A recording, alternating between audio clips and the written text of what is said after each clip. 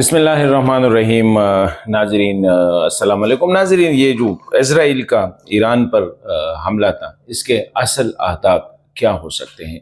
क्या इज़राइल वाकई ईरान का जो न्यूक्लियर सिस्टम है या एटॉमिक बॉम्ब बनाने का जो प्रोसेस है उसको रुकवाना चाह रहे हैं, या वो कर सकते हैं या नहीं, या असल हदफ जो है वो इज़राइल, अमेरिका, फ्रांस और यूके का ये है कि ये जो रिजीम है, जो मजहबी हुकूमत है, मजहबी रहनुमाओं की हुकूमत है, या जिसको हम मुल्लाओं की हुकूमत कहते हैं, उसको उसका खात्मा है।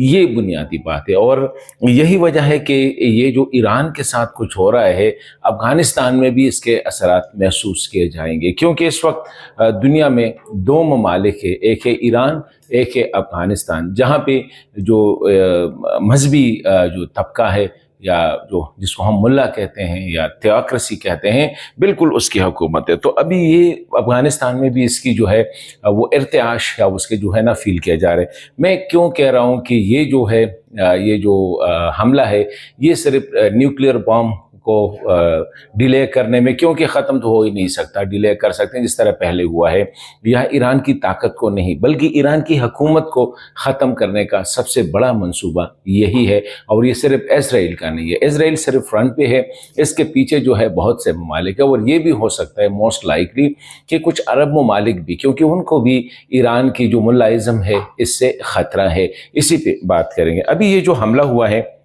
मुसलसल और ये जारी भी है, इसमें अगर आप इजरायली वज़ीर-ए-आज़म का जो खिताब है वो सुन ले, और उसमें वो ईरानी लोगों को मुखातिब करके क्या कह रहा है, ये बड़ी बात है। कहते हैं ख़तरा है इजराइल को ईरान से, ख़तरा है आपको, ये आपकी ये जो हुकूमत है, ये जो एक्सट्रीमिस्ट रिजीम है, वो कह रहा है इससे आपको ख़तरा है। तो इसी वजह से मैं कह रहा हूँ कि कोई मुझे बड़ा ग्रैंड प्लान जो इस दफ़ा लग रहा है, क्योंकि ऑलरेडी बहुत सी चीज़ें हो रही है। आप देखें कि एक साइड पे अगर ईरानी हुकूमत ने इंटरनेट को ब्लॉक किया, इंटरनेट को बंद किया, तो दूसरी साइड से एलन मस्क यानी अमेरिका ने स्टारलिंक का जो नेट है उसको ओपन किया।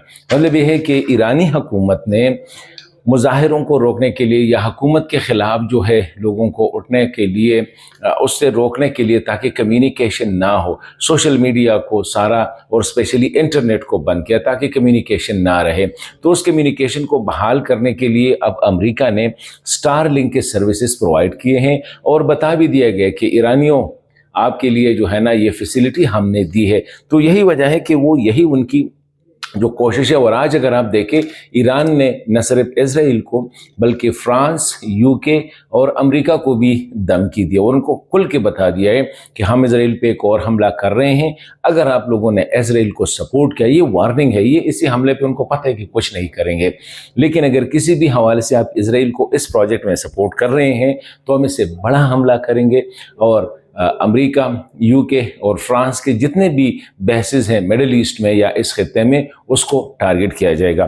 तो ये एक बहुत बड़ा पैगाम है ये इंटरनेट का, इसका। अभी दूसरा जो हम देख रहे हैं स्पेशली ये जिस तरह मैंने शुरू में कहा कि ना ये न्यूक्लियर सिस्टम को, क्योंकि न्यूक्लियर को के हवाले से पहले भी इसी तरह हमले हुए हैं, और इजराइल को भी पता है, अमेरिका को भी पता है कि इसी तरह जो है वो आप ईरान के न्यूक्लियर सिस्टम को रोल बैक नहीं कर सकते।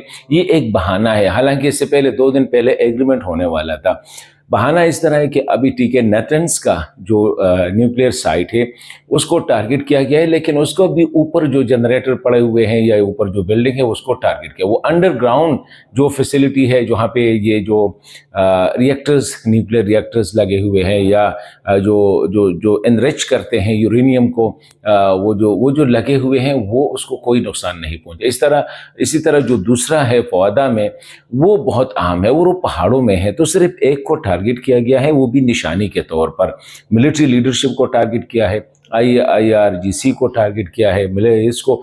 तो ये एक जो बात हो रही है कि ग्रैंड प्लान जो है वो ईरान में जो आयतुल्लाह की हुकूमत है, ये जो मजहबी तबके की हुकूमत है, इसको डिसमेंटल करना है। और इसमें कुछ अरब ममालिक भी इसमें शामिल है, क्योंकि कोई भी ईरान का ये जो इस वक्त जो रिजीम है इसको नहीं चाहता। अभी अफ़गानिस्तान का इस पर क्या असर होगा, अफ़गानिस्तान के लिए भी एक टेस्ट है। अभी ये देखें नेतन्याहू कामयाब होता है तो ज़ाहिरी बात है उसी हालत में भी रजीम ख़त्म हो जाएगी।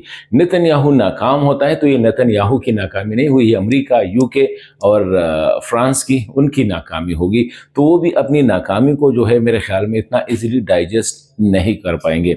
उनकी बड़ी कामयाबी ये होगी कि वहाँ पे एक मगरबी नवाज जिस तरह लीबिया में किया रजीम चेंज किया, जिस तरह इराक में किया, जिस तरह सीरिया में किया, जिस तरह यमन में हो रहा है, द सेम तरीके से ईरान में भी वो रजीम चेंज को चाह रहे ताकि ये जो टोला बैठा हुआ है इससे, और इसमें अरब ममालिक भी, अमेरिका और क्योंकि कतर को भी ख़तरा है ईरान के हमले से, उर्दन को भी है और दीगर ममालिक को भी है। तो इसका असर जो मैं कह रहा हूँ कि अफ़गान तालिबान ये बड़ा क्लोजली वॉच कर रहे हैं, क्योंकि उनको भी पता है कि अगर यहाँ पे ये आयतुल्लाह की हम जैसे कहते हैं इनकी हुकूमत ख़त्म होती है तो वाहिद वो रहेंगे।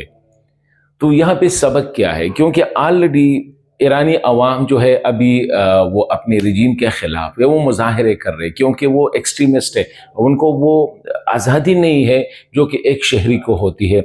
अब इसमें सबक मेरे ख़्याल में अफ़गान तालिबान के लिए है कि वो सबक सीखे कि क्यों लोग जो है आप जितने भी पावरफुल हो, ईरानी क्लर्जी से अफ़गान तालिबान इतने मजबूत नहीं है, लेकिन वजह यह है कि अवाम जो था, अवाम जब आपसे नाराज़ हो जाते हैं तो आपके लिए फिर मुश्किल हो जाते हैं। तो मैं समझता हूँ कि अफ़गान तालिबान अभी डेफिनेटली ये वॉच करेंगे। उनके लिए ये भी कि ऐसी पॉलिसी से गुरेज किया जाए जिससे अवाम जो है, जो पॉपुलेशन है, उनमें आप अनपॉपुलर हो जाए। अभी अफ़गानिस्तान में जो हो रहा है, स्पेशली ख़वातीन की तालीम के हवाले से, अपोजिशन को अकोमोडेट ना करने के हवाले से, एक बाई फोर्स एक रिजीम कायम करने के हवाले से, तो ये चीज़ें हैं, ये अफ़गान अवाम में तालिबान को अनपॉपुलर करेगी। तो मैं समझता हूँ कि इस्लामी ममालिक में, मुसलमान ममालिक में, खा वो ईरान है, अफ़गानिस्तान है या दीगर ममालिक है, वहाँ पे अवाम की राय को थोड़ा सा अकोमोडेशन मिलना चाहिए।